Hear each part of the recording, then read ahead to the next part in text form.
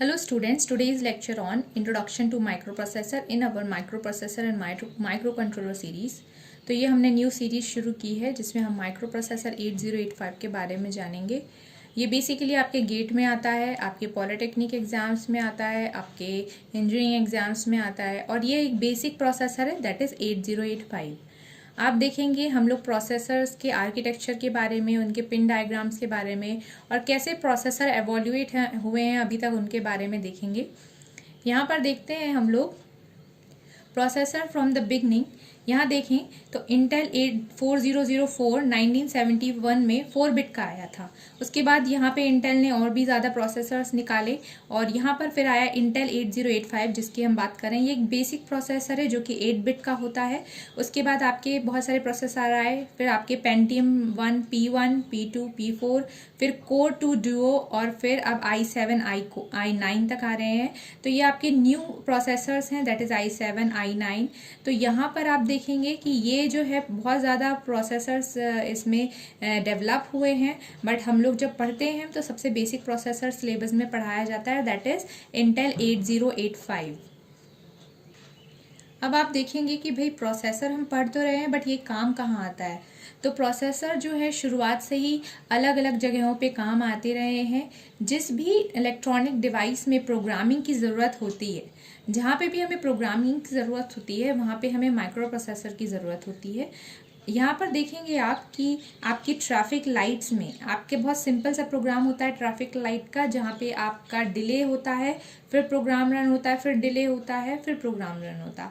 तो ये जो प्रोग्राम है, पूरी प्रोग्रामिंग है, उसमें कुछ डिले होकर आपका पूरा का पूरा प्रोग्राम बनाया जाता है। आप जैसे ट्रैफिक लाइट में देखेंगे कुछ टाइम लिमिट के लिए रेड लाइट, कुछ टाइम लिमिट के लिए येलो और कुछ टाइम लिमिट के लिए ग्रीन, और फिर से ये चीज़ रिपीट होती जाती है। तो ये जो रिपीटेड प्रोग्राम्स हैं ये आपके माइक्रो प्रोसेसर में बनाए जाते हैं। बट आप जैसे फ़ैन को देखेंगे तो फ़ैन में कोई भी प्रोग्रामिंग नहीं होती है, इसलिए वहाँ पे माइक्रो प्रोसेसर यूज़ नहीं होगा।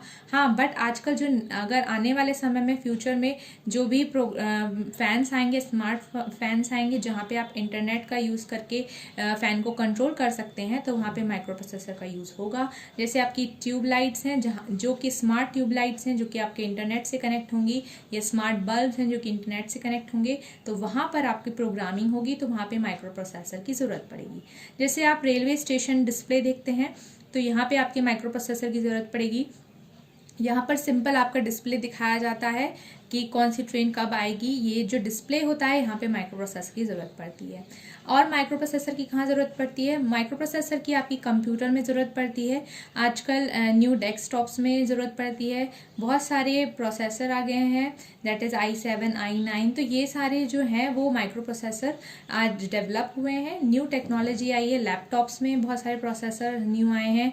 तो ये सारी जगहों पर जहाँ पे प्रोग्रामिंग होती है, अब कुछ भी टास्क है, कुछ भी अर्थमेटिक लॉजिक ऑपरेशंस करनी है तो आपको प्रोग्राम की ज़रूरत पड़ती है। ये सारे प्रोग्राम जो हैं प्रोग्रामिंग करने के लिए हमें माइक्रो प्रोसेसर की ज़रूरत पड़ती है। आपके मोबाइल फ़ोन में बहुत सारी ऐप्स होती हैं जैसे व्हाट्सएप फॉर एग्जांपल, तो वहाँ पे भी आपके माइक्रो प्रोसेसर की ज़रूरत होती है क्योंकि हमें डिफरेंट टास्क करने होते हैं। डिफरेंट टास्क के लिए हमें प्रोग्रामिंग करनी होती है, तो प्रोग्रामिंग के लिए हमें माइक्रो प्रोसेसर की ज़रूरत पड़ती है। देखिए जैसे कंप्यूटर है आपका, कंप्यूटर में जो भी आपका प्रोसेसर होगा या पीसी है आपका, उसमें जो प्रोसेसर होगा वो आपके सीपीयू में लगा होगा। आपकी जो लैपटॉप है उसमें जो आपका प्रोसेसर है वो इस कीबोर्ड के नीचे लगा होगा, बिलो द कीबोर्ड आपका प्रोसेसर लगा होगा। कंप्यूटर की हर एक्टिविटी आपकी प्रोग्राम है और यह प्रोग्रामिंग हम माइक्रो प्रोसेसर, जिसे हम म्यूपी भी कहते हैं, तो म्यूपी की हेल्प से करते हैं। अब देखिए यहाँ पर कंप्यूटर सिस्टम का डायग्राम है। कंप्यूटर सिस्टम में आपका ये प्रोसेसर है, माइक्रो प्रोसेसर, यहाँ पे मेमोरी है, यहाँ पे आईओ डिवाइस है, और आईओ डिवाइस इसका फुल फॉर्म होगा इनपुट एंड आउटपुट डिवाइस। और मेमोरी क्यों यूज़ की जाती है? मेमोरी टू स्टोर प्रोसेस, ये स्टोर करता है, प्रोसेस नहीं करता है। यहाँ पे हम सिर्फ स्टोर करते हैं, जो भी हम इंस्ट्रक्शन देते हैं कंप्यूटर को वो पूरा का पूरा यहाँ पे जाके स्टोर होता है। कोई भी प्रोसेसिंग नहीं होती है, हम यहाँ पर डाटा को स्टोर करते हैं और प्रोग्राम को स्टोर करते हैं।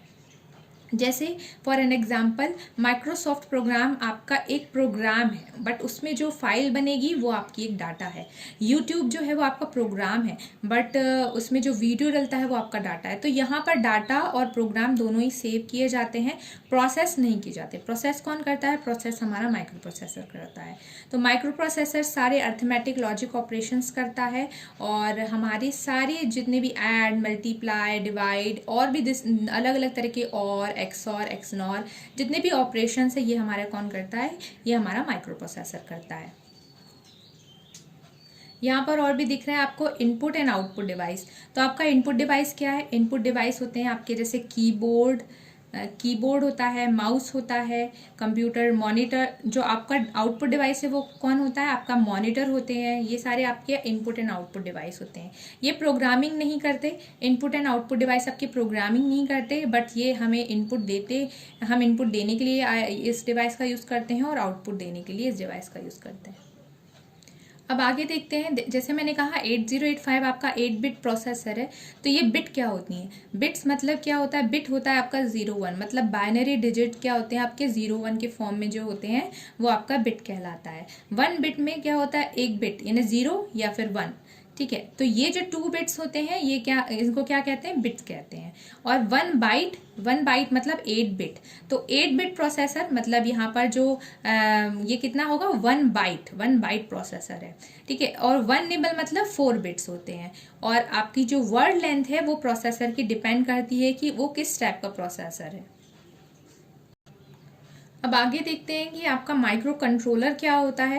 तो जैसे आपने माइक्रो प्रोसेसर देखा, तो माइक्रो प्रोसेसर जिसे हम म्यूपी कहते हैं, अगर हम उसके साथ मेमोरी को ज्वाइन कर दें, उसके साथ इंटरफेसिंग सर्किट को ज्वाइन कर दें, उसके साथ टाइमिंग एंड काउंटर सर्किट को ज्वाइन कर दें, तो ये पूरा जो मिलकर एक सर्किट मिलता है, सिस्टम बनता है, जिसे हम माइक्रो कंट्रोलर कहते हैं। तो माइक्रो प्रोसेसर इज वो एक जनरल एलिमेंट हो गया, और ये सारे एलिमेंट्स को मिलाकर जो एक सिस्टम बनेगा उसे हम माइक्रो कंट्रोलर कहते हैं। तो ये एक स्पेसिफिक सिस्टम होगा फॉर डूइंग स्पेसिफिक टास्क। अब आइए समझते हैं कि हमारा जो माइक्रो प्रोसेसर है वो किस लैंग्वेज को समझता है। तो हमारा जो माइक्रो प्रोसेसर है वहाँ पर हम लोग असेंबली लैंग्वेज का यूज़ करते हैं। असेंबली लैंग्वेज, लेवल लैंग्वेज का हमारा माइक्रो प्रोसेसर में यूज़ किया जाता है।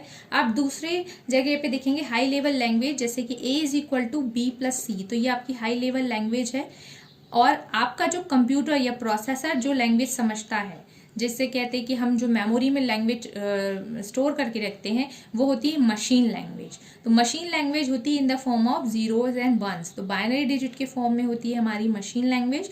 और हमें हर बार, जैसे अगर हम असेंबली लेवल लैंग्वेज में प्रोसेसर में प्रोग्रामिंग करते हैं, तो उसके बाद असेंबलर की हेल्प से हम इसको कन्वर्ट कर देते हैं बाय इन मशीन लैंग्वेज में। फॉर एन एग्जाम्पल आप देखेंगे तो हमने असेंबली लैंग्वेज में क्या दिया है? एक इंस्ट्रक्शन दिया है किसको? माइक्रो प्रोसेसर को।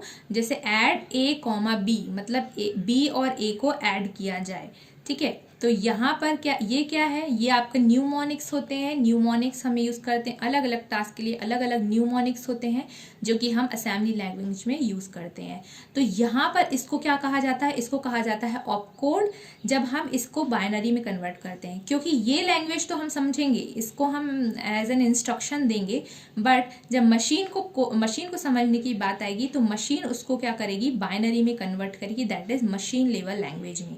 और फिर उसके बाद वो उसे एग्जीक्यूट करती है। तो आपकी जो भी आपका ये लैंग्वेज है उसको हम मशीन लैंग्वेज में कन्वर्ट करता है हमारा कंप्यूटर, और हम जो है इंस्ट्रक्शंस या प्रोग्रामिंग करते हैं वो करते हैं असेंबली लैंग्वेज में। तो यहाँ ऐड A, का मतलब है B को A के साथ ऐड करें और A में ही सेव करें।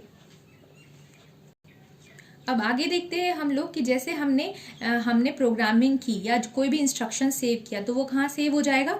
वो आपका मेमोरी में सेव हो जाएगा। तो हमारा जो इंस्ट्रक्शन है वो मेमोरी में सेव हो गया। इस टाइप से हमारा इंस्ट्रक्शन मेमोरी में सेव हो गया। और फिर उन सारे इंस्ट्रक्शंस को आप क्या करेंगे? वन बाय वन हम प्रोसेसर में लेंगे। तो जब हम जैसे मेमोरी से इंस्ट्रक्शन को प्रोसेसर में लेते हैं, तो इस वाले प्रोसेसिंग को क्या कहते हैं? इसको कहते हैं फैच। जब हमने मेमोरी से एक इंस्ट्रक्शन को माइक्रो प्रोसेसर में लिया तो इसे क्या कहते हैं, इसे कहते हैं फैच। अब फैच करने के बाद हमारा जो सिग्नल है, हमारा जो इंस्ट्रक्शन है वो कहाँ जाएगा, माइक्रो प्रोसेसर के अंदर।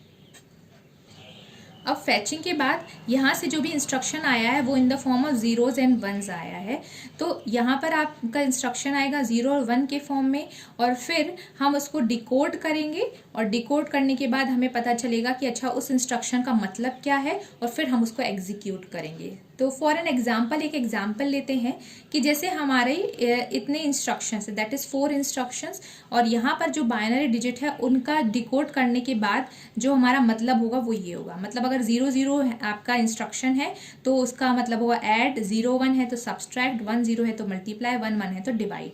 मतलब अगर हमने मेमोरी में से इंस्ट्रक्शन को फैच किया और वहाँ पे हम लोग मान लेते हैं यहाँ पे आया 0 0, तो 0 0 को करने के बाद जब हम डिकोडर से डिकोड करेंगे तो 0 0 का क्या डिकोड हो गया, डिकोड हो गया ऐड करना है हमें। तो जब हम एग्जीक्यूशन करेंगे तो हम क्या करेंगे, हम ऐड करेंगे।